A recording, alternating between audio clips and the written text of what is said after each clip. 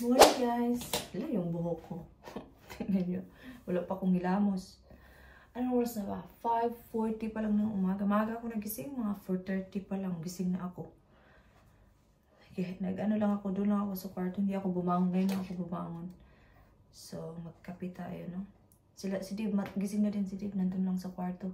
Ipot away ko muna yung mga hinugasan ko kagabi. Si Kira tulog pa. Maaga pa para gumawa ng breakfast. Magkape muna tayo. Wala akong pasok today, so iban ko kung ano yung gagawin. Mag-food shopping kami for Christmas. Yun yung gagawin namin today.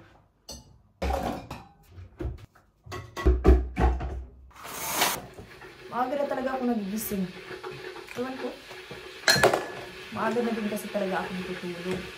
Kaya siguro ganun. So wala akong pasok today. Bukas pa.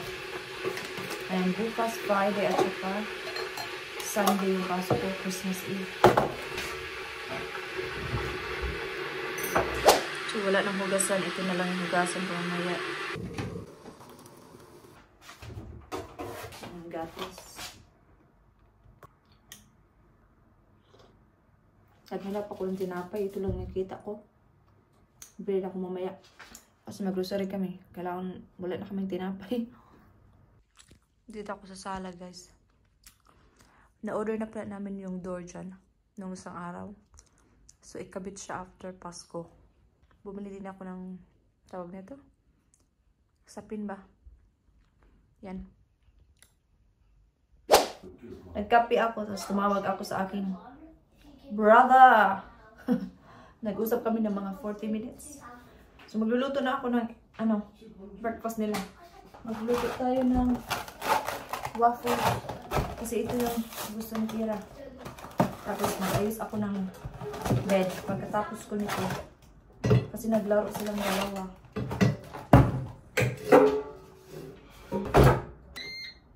Dalawa. So, grated pa. Morning with me.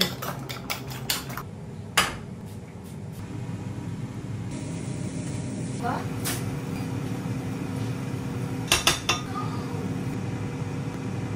Okay. Yeah, I know. Coming here. Tramp. What? God, that's. The shop might have the Santa hat. Yeah, we'll try to have a look. We'll have a look after. Maybe we can go first. Only if we park close to it. Yeah. We're going to Lidl. Go to the closest shop. I'm gonna go here. Lidl. Lidl's is actually closer. We're going to Lidl's first. Yeah, maybe we get one. I'll get one. No, not one. Not packet. This one, Bob. Thank you.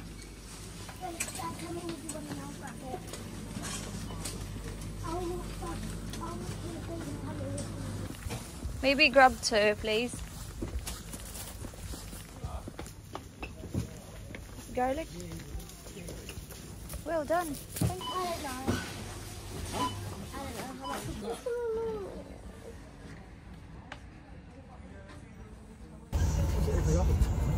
Galing kami sa Sainsbury's. Your chair's moved right over on top of it. Nag-shopping na kami ng very konti lang. Yes?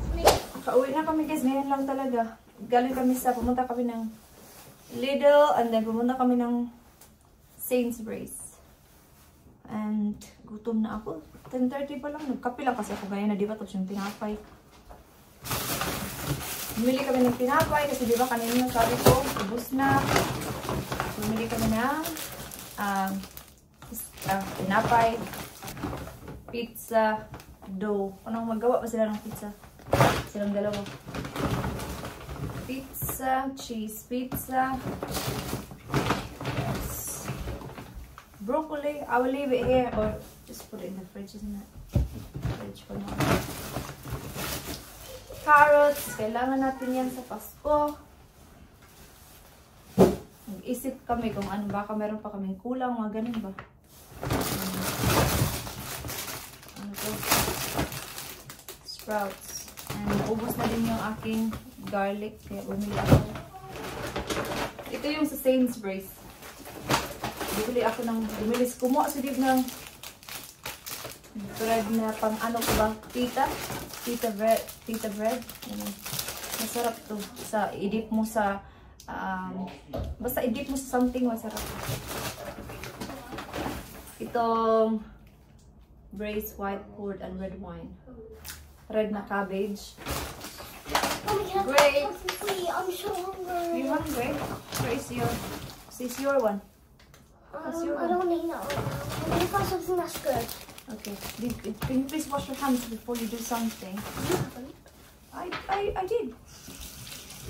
Then kumuha kami ng dalawang. Look at this massive bag. Dalawang cauliflower for I'm going to Costco. put it in my cupboard. Yeah, put that in your cupboard then. Thank you. Yeah, making din natin ito sa Costco. Lagay natin siya dito sa kadrula. Thank you. Okay. Kumuha din kami ng milk. And yung lunch ni Dib at saka ni Kira. Yun lang naman yung binili namin kasi nag-grocery pa lang kami ng isang araw. Kaya ipot-away ko muna ito tapos kakain na ako ng lunch kasi nagutom na ako. I think ulan is gonna rain soon. I think, Bob. I've got Santa dress. You got something to dress? Yeah. Oh. Comes with a hat as well and shoes. That's very good. And what is gonna be your hairstyle on Christmas Day? Hair down. Hair down and a little bit curly. Yeah. Very nice. Wala nang space yung aming pantry. Kailangan ko siya i-organize talaga ng maayos.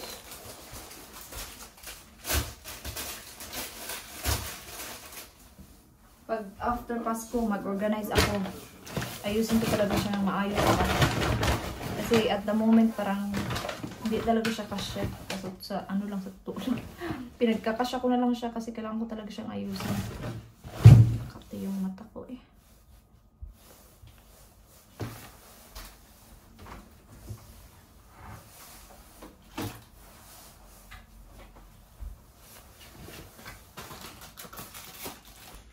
Get some food again. Mom, you have to film the whole thing of me trying to not touch that. Yeah. I might Or else I'm gonna message Conrad. They're Oops. tiny! They are fun size one. Katapos ko lang nag-vacuum. Si Dib at saka si Kira nandun sa kwarto. Matutulog ata sila. May work si Dib. Hindi din siya nakaka-relax. Kaya ngayon wala siyang pasok. Sabi ko, mag-relax ka lang doon. Sama si Kira. Kasi mag-ano din ako guys. Maglinis din ako kasi may work na ako bukas. Tapos Pasko na. Wala na akong time.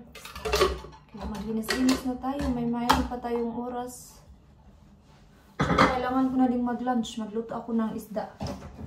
Sa Morrison, nakita ko to. Sale siya. So, i-ano ko yan siya, air fryer. Kasi while naghintay ako maluto, maglinis din ako. Hugas ako and then lutuin ko na yung fish. Mag-ano pa lang, 12:35 pa lang na maaga pa. Kaya mga 1 ako kakain. Ano ba yung gagawin niyo sa Pasko? Kumusta na dyan sa Pinas? Siguro exciting sa Pinas kaysa dito sa ibang bansa. So pupunta dito yung mga in-laws ko sa Monday kasi dito sa ibang bansa sa 25 kasi talaga yung handa nila. Sa Pinas, di ba, 24 ng gabi. Tapos wala na New Year. Sa Pinas kasi mas importante yung New Year, di ba? Dito is normal lang yung New Year. Except lang kung pupunta ka sa London, ganun kasi may mga fireworks. Meron din namang fireworks dito. Pero dyan lang sa garden ng mga kapitbahay, ganun. Pero yun lang talaga, iba talaga sa Pinas. I think last time kami nagpasko sa Pinas was 2000, parang 2017.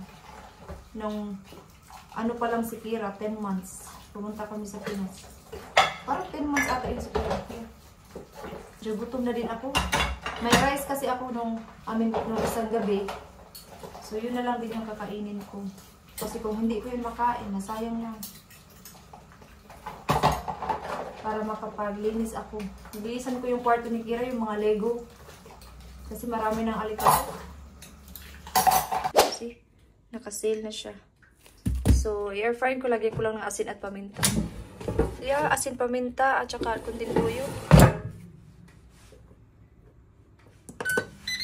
15 minutes. Luto na siya, guys. After 15 minutes, yun na yung aking ulam. Madalian lang kasi kung ipaprito ko pa yan ay yan na. Tanan! Mayroon akong tuyo na mayroong lemon. Kain tayo. So, tapos na akong kumain ng lunch.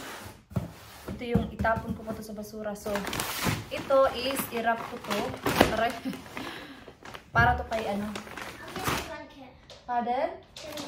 You get in the blanket. Bye! Ulit ko.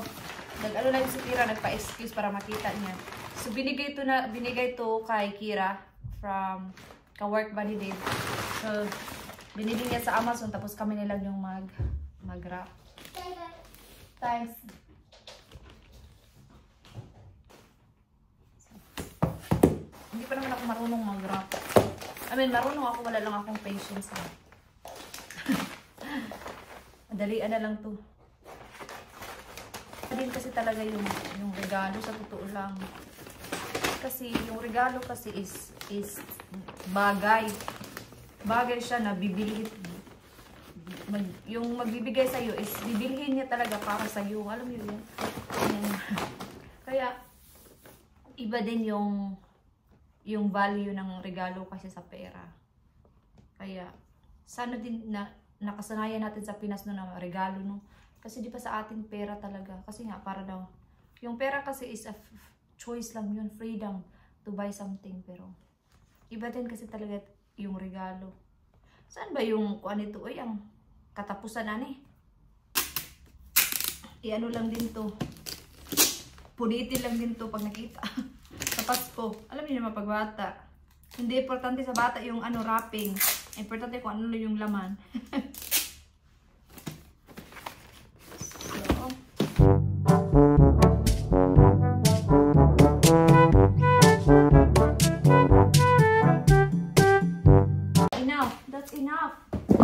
Lagyan natin siya ng parang pa-ribbon. Oh, all done.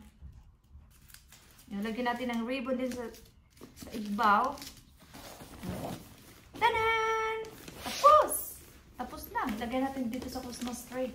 Lagyan natin siya dyan. Diba? Diba? Whoa!